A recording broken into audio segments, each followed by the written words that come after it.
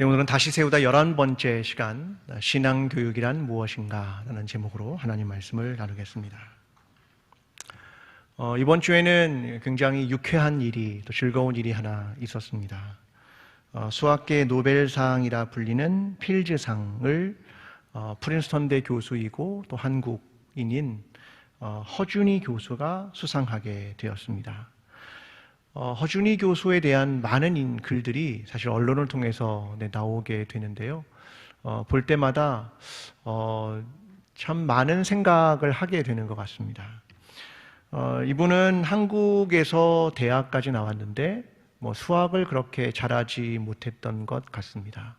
왜냐하면 한국 수학을 잘하려면 사실 그것만의 독특한 방법을 터득해야 한국에서 수학을 잘하기 때문인데요.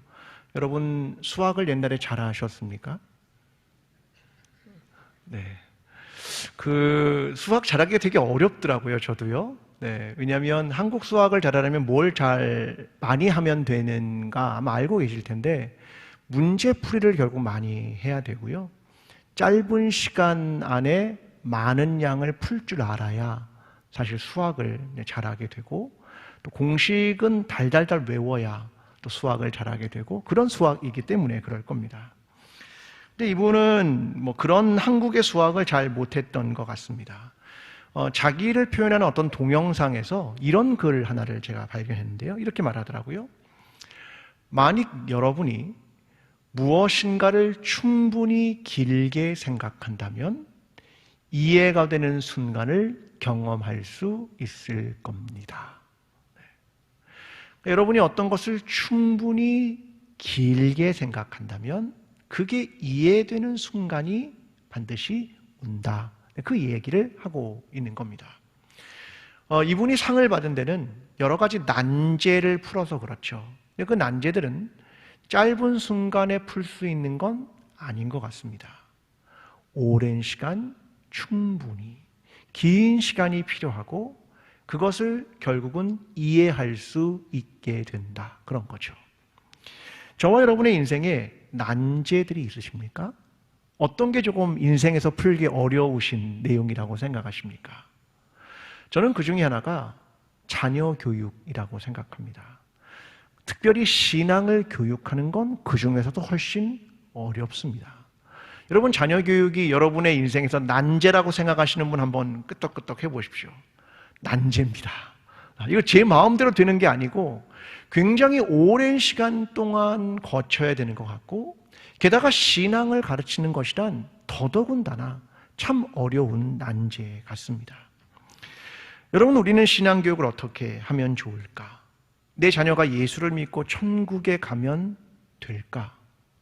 아니면 세상적으로도 성공하고 또 게다가 신앙을 가지면 좋을까?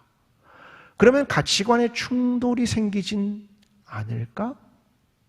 아니면 예수 그리스도의 뒤를 따르는 삶을 그가 살기를 원할까?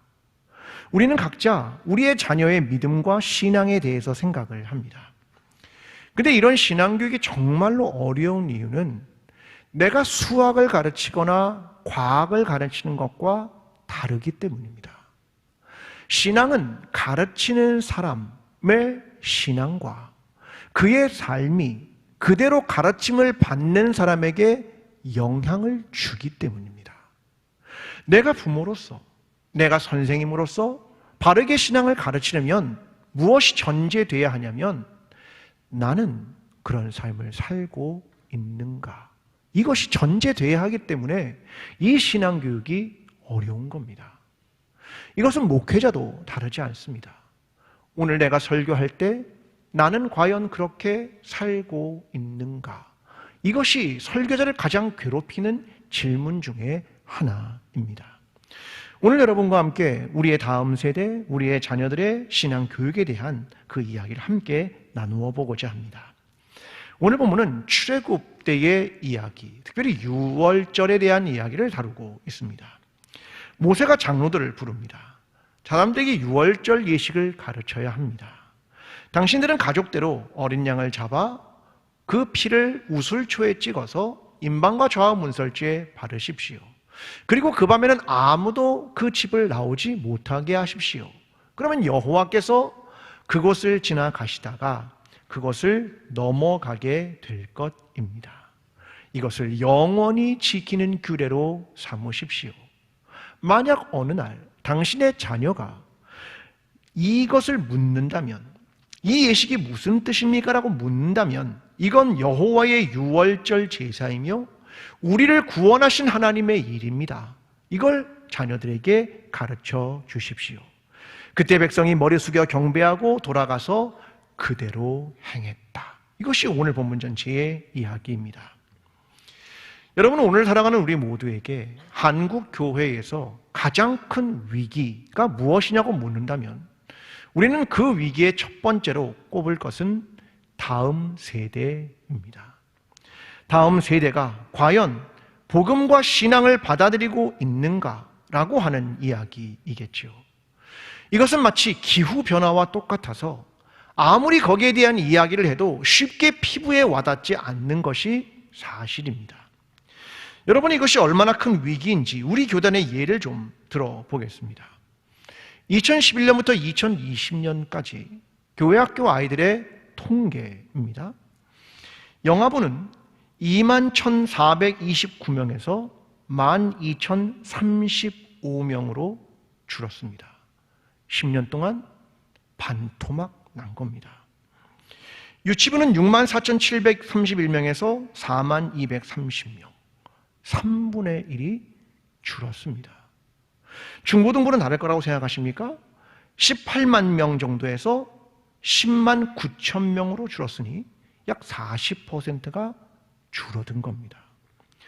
여러분, 10년간 다음 세대가 약 40에서 50%가 줄어들었고 한국교회의 80%는 영아부를 가지고 있지 않습니다.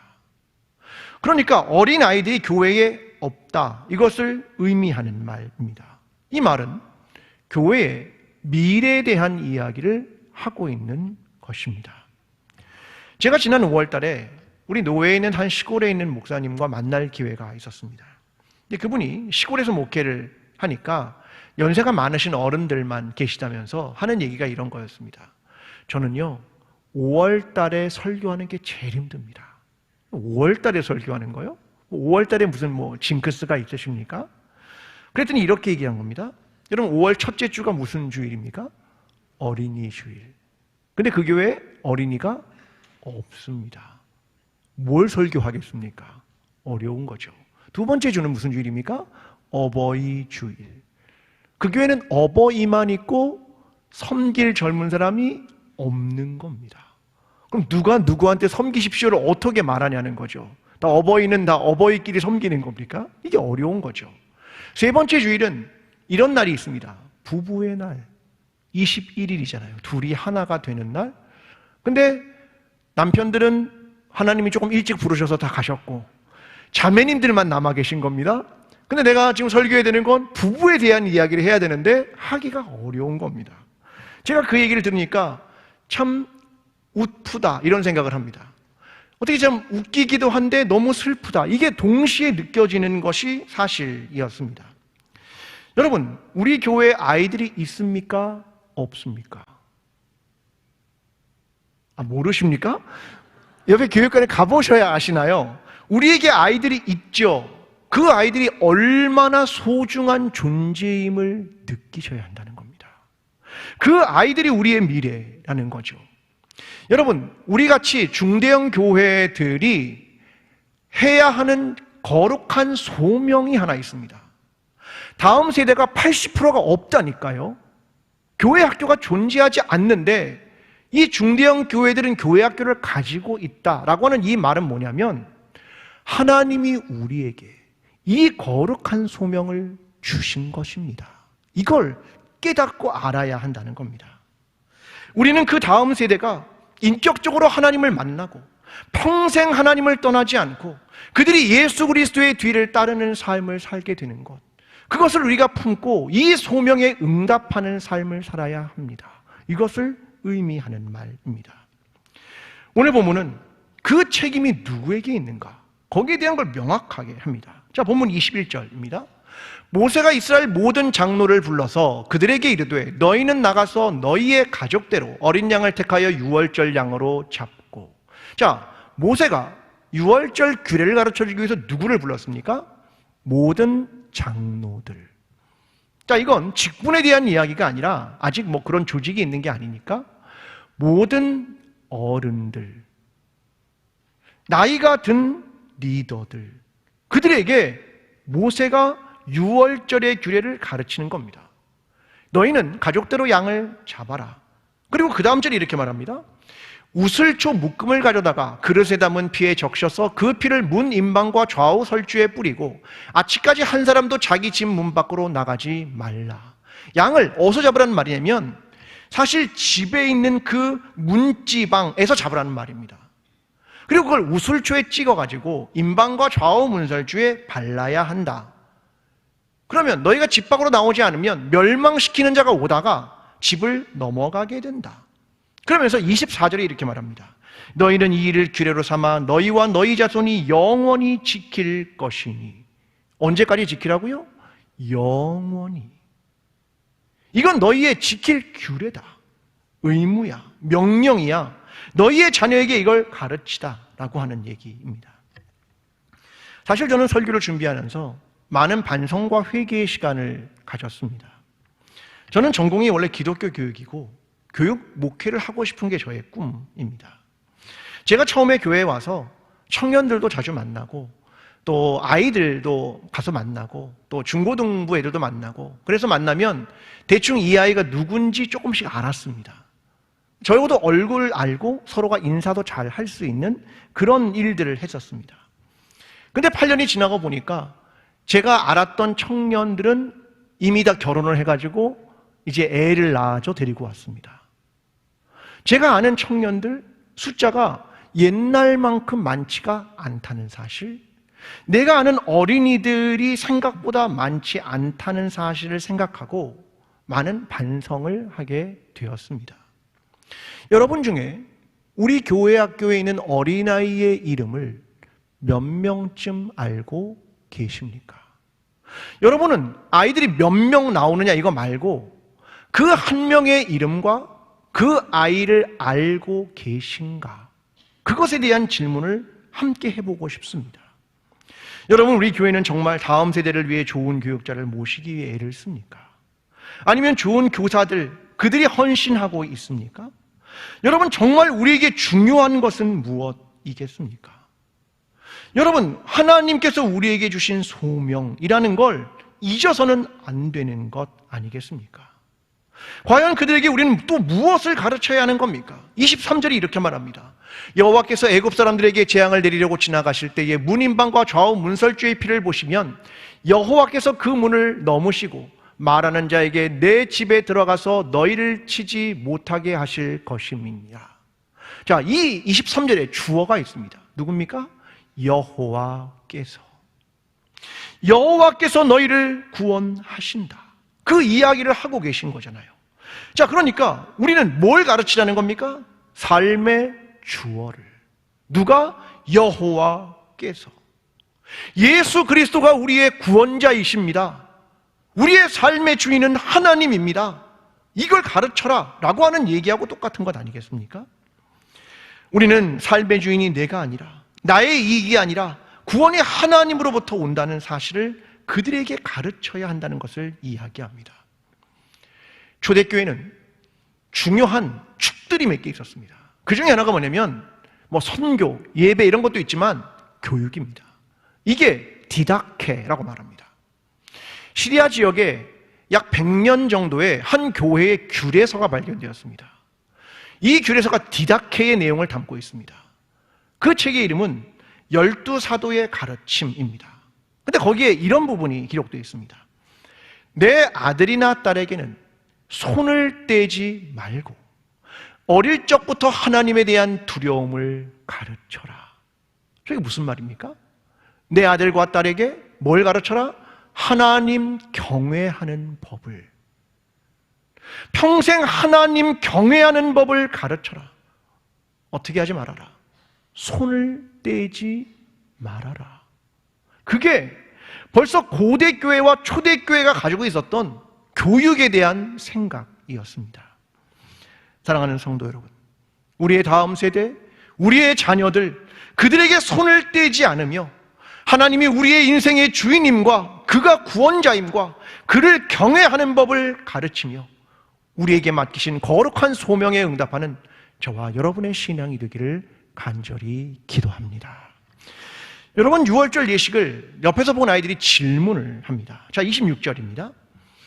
이후에 너희의 자녀가 묻기를 이 예식이 무슨 뜻이냐 하거든. 자, 아이들이 물어봅니다.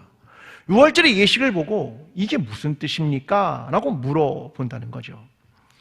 제가 예전에 요르단에 선교하러 같이 간 적이 있었는데 그때 시리아 난민촌을 갔습니다. 갔더니 거기서 선교사님이 6월절의 예식을 그대로 좀 보여주셨습니다. 양을 잡습니다. 그리고 피를 받아가지고 그걸 직접 임방과 좌우 문설주에 발랐습니다. 그래서 목사님 한번 그 양을 목에 한번 이렇게 매보시라고. 그래서 양을 매고 걷기도 했었습니다. 근데 옆을 따라다니는 아이들의 눈빛이 초롱초롱했습니다. 왜 그럴까? 아이들은 그게 신기한 거죠. 그게 궁금한 겁니다. 여러분, 아이들 속에는 늘 그 궁금함, 그 질문들이 있는 겁니다. 어른들은 그 질문을 촉진하는 사람입니다. 그러니까 그 질문에 바로 답을 주는 사람이 아니라 그 질문을 일으키는 사람들이라 그런 말을 하고 있는 거죠. 최재천 교수의 대담집이 하나 나왔는데 최재천의 공부라고 하는 책입니다. 이 책에 보면 이분이 어떤 사람이냐면 생태학자입니다. 그러니까 뭐 개미나 동물 같은 걸 연구하는 학자인데 교육에 대한 이야기를 쓴 겁니다. 근데 이 책에 참 재밌는 표현이 하나 있습니다. 여러분, 교육을 하려면 동물스럽게 교육해야 합니다. 예? 동물스럽게? 어떻게 교육을 하라는 말입니까? 동물스러운 교육이란 어떤 건가? 이 사람이 이런 설명을 합니다. 엄마 침팬지가 새끼 침팬지를 가르치지 않는다고 합니다. 예? 가르치지 않아? 어떻게 살아? 이런 생각을 하지만 가르침은 없고 배우기만 있다. 그러니까 보고 흉내를 낸다는 거죠. 아프리카 서부 가나와 코트디부아르 같은 데 가면 침팬지들이 도구를 쓸 줄 안답니다. 그래서 어떤 견과류나 열매를 따먹을 때 돌을 도구로 해서 이걸 깨뜨려 가지고 먹는 법을 침팬지들이 알고 있다고 합니다. 그럼 엄마가 그것을 새끼 침팬지에게 가르치느냐? 그렇지 않다는 겁니다. 엄마가 하는 걸 새끼 침팬지가 보고 배우는 거죠. 처음에는 돌을 가지고 열매를 깨뜨리려고 합니다. 잘 안 됩니다. 몇 번을 해보니까 안 됩니다. 근데 엄마를 가만히 보니까 엄마는 어떻게 하냐면 널쩍한 돌 하나 딱 놓고 그 위에다 열매를 놓고 돌로 때리는 겁니다. 그때 깨지는구나. 이걸 보고 새끼 침팬지가 배운다는 겁니다. 근데 한 번 배운 건 몸으로 터득하기 때문에 절대로 잊어먹지 않습니다. 그 얘기를 하고 있는 겁니다. 그러면서 이 사람이 이런 얘기합니다. 만약 인간 부모 같으면 이 상황에서 어떻게 했을까요? 그 질문을 합니다. 자, 여러분이 만약 여러분 자녀가 있는데 얘가 견과류 호두를 가지고 와서 깨뜨리려고 합니다. 근데 계속 그걸 실수합니다. 그럼 뭐라고 하시겠습니까? 기다려주겠죠. 인내하면서 오래 제대로 깰 때까지 기다리시겠습니까? 이 사람이 이렇게 말합니다. 제 표현이 아닙니다. 이 사람 표현입니다. 예, 넌 머리를 왜 모시고만 다니니? 그러면 굴러떨어지지. 평평한 돈을 가져와. 그거 가지고 이렇게 하는 거야 라고 말하지 않겠느냐 라고 말하는 겁니다. 제 얘기가 아니고 이분의 얘기입니다. 그러니까 사람들은 자꾸 주도적으로 뭔가를 하면서 배우는 속도를 빨리 올리면 잘 배울 수 있다라고 생각한다는 겁니다. 여러분, 자녀들이 신앙을 배우는 데 있어서 그렇게 가르치니까 신앙을 배우던가요? 여러분, 그런 방법으로 과연 될 수 있는가? 신앙을 내가 우겨 넣을 수 있던가요? 아니요. 어떤 책 제목은 이런 게 있습니다. 삶으로 가르치는 것만 남는다. 신앙은 많은 말로 가르치면 남을까? 아니요. 삶으로 가르치는 것만 남는다. 그 얘기를 하는 겁니다. 여러분, 6월절의 얘기는 뭘 얘기하는 거냐면 우리가 죽음 가운데 있는 이곳에서 하나님의 구원하시는 삶을 직접 가르치는 거기 때문에 남는 겁니다. 여러분, 히브리인들이 교육을 이렇게 하지 않습니까? 할례를 행합니다. 난지 8일 만에. 그럼 아이가 나중에 묻겠죠. 내 몸에 어떤 변화가 있습니까? 할례는 뭐예요? 묻겠죠. 그럼 부모님이 대답을 할 겁니다. 이 할례란 우리가 하나님의 백성이 됐다고 하는 거야. 하나님과의 언약을 세웠다고 하는 표야. 이걸 말해주는 거죠. 매일 아침에 기도를 합니다. 탈리트라는 긴 옷을 입고 지지트라는 술을 옷 아래다가 매답니다. 푸른색 술입니다. 아이들이 묻겠죠. 아침마다 기도를 하는데 아빠, 여기에 매달린 이 술은 뭐야? 그러면 대답을 하겠죠. 이 술은 말이야, 하나님의 율법, 하나님의 말씀을 지켜야 할 의무가 있다는 뜻이야. 가르친다는 겁니다. 유대인의 집 앞에는 메주자라는 게 달려 있습니다. 거긴 율법이 두루마리로 매여 있어서 나무나 쇠를 가지고 문 옆에 붙입니다. 그걸 메주자라고 합니다. 들어갔다 나오면서 계속 거기에 손을 댑니다. 그러면서 기도를 하는 거죠. 이게 뭐야? 하나님이 지금부터 영원까지 우리의 출입을 지켜 주옵소서. 그렇게 기도하고 들어가는 거야. 그걸 가르친다는 겁니다. 여러분, 안식일이 되면 유대인들은 금요일 저녁부터 시작되는 여기에 어른들이 질문을 시작합니다. 너희들은 11조를 떼어 놓았느냐? 너희들은 안식일에 예물들을 준비했느냐? 그리고 안식일에 키드슌이라는 기도문을 낭독하는 겁니다. 절기가 되면 6월절을 지키는 겁니다. 이 모든 축제와 의식에 뭘 하고 싶은 거냐면 하나님을 가르치기 위한 것이다. 그걸 설명하는 겁니다. 여러분, 솔직히 우리는 어떠합니까? 우리가 젊었을 때도 마찬가지고 지금도 크게 다르진 않을 것 같습니다. 주일이면 자녀들을 어디에 꼭 보내야 되는 겁니까? 어디에 보내야 됩니까? 학원에. 학원에 보내야죠. 그러니까 교회 활동은 딱 어디에 걸려 있냐면 1시간 안에. 그럼 아이들이 일주일에 1시간 안에 신앙을 배우는 것입니까? 그럼 아이들의 생각에 뭐가 있을까요? 아, 그래, 하늘나라만 가면 되지. 일주일에 1시간이면 난 그리스도인이야. 이 생각을 하지 않겠습니까? 이렇게 말하는 어른들도 있죠. 신앙은 말이야, 공부 다 하고 이후에 대학 가면 그때 가서. 늦습니다. 4살부터 14살에 있는 아이들이 신앙을 가지면 거의 평생 떠나지 않는다. 이걸 학자들이 알아낸 겁니다. 신앙은 선택적인 거야. 이런 걸 배우지 않겠습니까? 여러분, 가장 큰 영향을 주는 건 부모입니다. 여러분, 어르신들 중에 가장 큰 후회가 뭐냐면 내 자녀에게 신앙을 바로 가르치지 못했습니다. 이게 가장 큰 후회 중에 하나입니다. 여러분, 오늘 우리는 신앙교육에 관심이 있습니까? 최우선의 관심을 두고 있습니까? 부모의 우선순위가 신앙교육에 있는 겁니까? 하나님이 우리에게 자녀를 주신 건 그에게 바른 신앙을 가르치라고 하는 것이 아닙니까? 하나님께서 주의 말씀을 배울 때에 내 발의 등불이요 내 길의 빛입니다. 이걸 끊임없이 삶에서 배우도록 하라는 건 아니겠습니까? 여기에 계신 부모님 여러분, 요즘은 할아버지 할머니도 많이 가르치시니까 잊지 마십시오.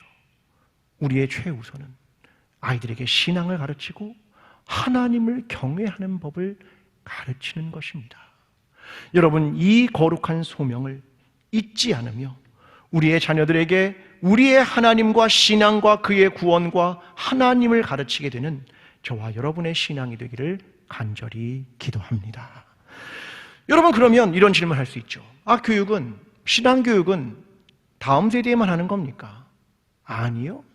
우리가 해야 하는 이유는 우리가 가르치는 자이며 동시에 우리가 자라가야 할 사람이기 때문에 그런 겁니다. 남유다 왕 중에 여호사밧이라는 왕이 있었습니다. 그의 아버지는 아사였고, 아사가 여호사밧이 왕이 된 이후에 2년 정도 섭정을 합니다. 3년째 여호사밧이 자기의 의견을 펼칠 수 있는 때가 왔습니다. 그때 역대 17장 7절부터 9절이 이렇게 기록합니다. 그가 왕이 있은 지 3년에 그의 방백을 베나일과 오바댜와 스가랴와 느다엘과 미가야를 보내어 유다 여러 성읍에 가서 가르치게 하고, 또 그들과 함께 레위 사람 스마야와 느다냐와 스바랴와 아사엘과 스미라목과 여호나단과 야도니아와 도비야와 도바도니아 등 레위 사람을 보내어 또 저희와 함께 제사장 엘리사마와 여호람을 보내었으니 그들이 여호와의 율법책을 가지고 유다에서 가르치되 그 모든 유다 성읍들로 두루 다니며 백성들을 가르쳤더라. 굉장히 독특한 구절입니다. 왕들이 보통 하지 않았던 일인데요, 이게 뭐냐면 순회하면서 교육을 시킨 겁니다. 무엇을? 하나님의 율법을. 백성들이 끊임없이 하나님을 섬기면 좋은데 시간이 지날수록 자기가 원하는 신앙을 찾았기 때문에 산당을 만들고 아세라 목상을 만들어서 하나님의 백성이 방향이 움직이고 있는 거였습니다. 그때 여호사밧 왕이 방백들 5, 레위 사람 9, 제사장 2를 보냅니다. 각 성읍에 파견하여 하나님의 율법을 가르칩니다. 왜요? 떠나기 때문이죠. 사람은 결국 관성이라는 걸 갖는 것 같습니다. 결국은 본성, 자기 이익, 자기 욕심, 자기 성취. 여러분, 끊임없이 이것을 저항하는 것이 바로 하나님의 말씀을 배우는 것 아니겠습니까? 고대 교회에 중요한 교육이 하나 있었습니다. 자, 이 교육은 세례 문답 교육입니다. 자, 이 교육은 첫 번째 단계는 이렇게 하는 겁니다. 개인의 인격과 직업에 대한 심사를 합니다. 자, 당신의 직업과 당신의 인격은 예수 그리스도를 믿기에 적합합니까? 이 질문을 하는 거죠. 여러분, 우리 교회도 초대 장로님인 김윤수 장로님이 계셨습니다. 근데 그분이 세례를 받으려고 하니까 교회가 안 돼 그랬습니다. 이유가요? 그의 직업 때문이었습니다. 그는 양조장을 운영했습니다. 자, 교회가 안 된다고 하니까 이분이 어떻게 했을까요? 양조장을 닫아버립니다. 그리고 세례를 받게 됩니다. 당신이 예수 그리스도를 믿는데 인격과 직업이 중요합니다. 그 얘기를 하고 있는 거죠. 두 번째 단계는 경청반과 자격반입니다. 당신은 실제로 성령과 기독교의 교훈에 따라 살고 있습니까? 이걸 재점검하고 도덕적 심사를 하고 있는 겁니다. 그래서 귀와 입에 기름 부음을 받습니다. 그리고 그들은 이렇게 후보자는 고백을 합니다. 나는 그대 사탄과 모든 당신의 종들과 모든 당신의 일들을 포기합니다. 이런 교육을 자그마치 2년에서 3년에 걸쳐서 합니다. 왜? 내가 예수 그리스도를 믿는다는 것, 그리고 세상의 일, 그 치열한 싸움 속에서 예수 그리스도를 선택합니다. 그걸 행하는 작업입니다. 여러분, 우리는 이것으로 시작하여 시간이 계속 지나면서 그것을 유지해 가야 하는데 생각보다 어렵다는 것입니다. 여러분, 우리는 그래서 교육이 필요한 겁니다. 신앙을 끊임없이 배우는 게 필요한 겁니다. 왜냐하면 내가 완성된 존재가 아니기 때문이죠. 내가 그것을 깨닫고 겸손해져야 한다는 것, 그것입니다. 한국교회는 교회 분기에 가장 많이 제자 훈련을 했습니다. 그 세대가 이미 리더가 됐습니다. 교회의 리더가 됐죠. 엄청난 제자 훈련을 받았습니다. 그러면 한국교회에 수많은 제자들이 나타난 것입니까? 아니요. 예수 그리스도의 뒤를 따르는 그들의 삶은 보이지 않습니다. 그러면 그 교육에 어떤 의미가 있을까? 이런 것들이 한국교회에 계속 떠오르는 질문들입니다. 다시 말씀드리면 신앙교육이란 삶으로 이어질 때만 의미가 있는 겁니다. 요한복음 1장 14절에 말합니다. 말씀이 육신이 되어, 어떻게 해요? 말씀이 뭐가 됐다고요? 육신이 되었다. 하나님의 살아계신 말씀이 우리의 삶이 되었다. 그걸 얘기하는 겁니다. 우리 가운데 거하시며 우리가 그 영광을 보니 아버지의 독생자의 영광이요 은혜와 진리가 충만하더라. 우리는 하나님의 말씀을 배우면 그대로 살아가는가? 말씀이 우리에게 육신이 되는가? 그것을 우리에게 질문하고 있는 겁니다. 우리는 어른이 되었습니다. 이제는 가르치는 자가 되었습니다. 가르치는 자는 배우는 자를 향하여 무엇을 말해야 하며 무엇을 삶으로 보여줘야 할 것인가? 그 질문 앞에 놓이게 된 것입니다. 여러분, 신앙교육의 가장 중요한 구절이 있다면 에베소서 4장 13절입니다. 함께 읽어보겠습니다. 함께 읽겠습니다. 우리가 다 하나님의 아들을 믿는 것과 아는 일에 하나가 되어 온전한 사람을 이루어 그리스도의 장성한 분량이 충만한 데까지 이르르니 아멘. 무엇을요? 하나님을 아는 것과 믿는 것, 그의 아들을 아는 것과 믿는 것에 우리가 하나가 되고 온전한 사람을 이루고 어디까지 자라가야 한다? 그리스도의 장성한 분량이 충만한 데까지. 우리는 거기까지 자라나야 합니다. 그것을 이야기하는 겁니다. 어릴 땐 젖을 먹죠. 어른 되어서 젖을 먹을 수 있습니까? 어른은 단단한 식물을 먹어야 하죠. 의의 말씀을 먹어야 하는 겁니다. 어린아이처럼 계속 할 수는 없다는 거죠. 그건 미성숙이니까. 우리가 복음을 알고 복음의 깊이와 높이와 길이와 넓이를 이해하고 거기에까지 자라가고 그리스도의 장성한 분량이 충만한 데까지 이뤄야 하는 것, 그것은 우리 자신을 위해서일 뿐 아니라 우리의 다음 세대에 하나님의 살아계심과 그의 구원을 알리기 위해서도 역시 그렇습니다.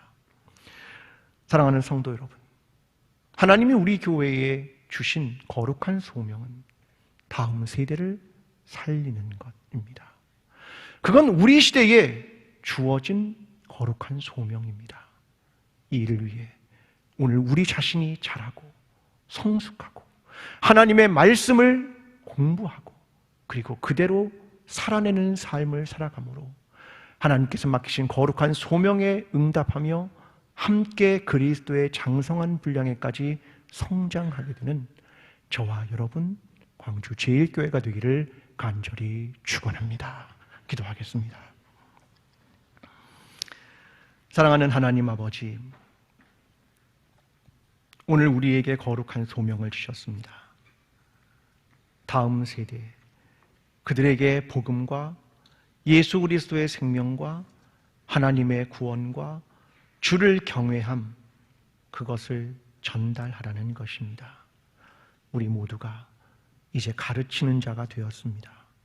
하나님, 우리 모두가 그리스도의 장성한 분량에까지 성장하게 도와주시고 우리의 삶으로 다음 세대에게 하나님이 우리의 하나님이심과 하나님의 구원과 하나님을 전하며 복음을 전하는 그리스도인들이 될 수 있도록 도와주시옵소서. 예수 그리스도의 이름으로 기도합니다. 아멘.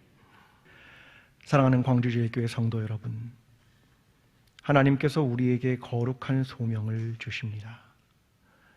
다음 세대를 복음으로 세우라는 소명입니다. 이 거룩한 소명에 응답하십시오. 그리고 우리도 함께 자라가야 합니다. 그리스도의 장성한 분량이 충만한 데까지 말입니다. 성도들과 교회의 배움과 자람의 길에 우리 주님께서 함께 하실 것입니다.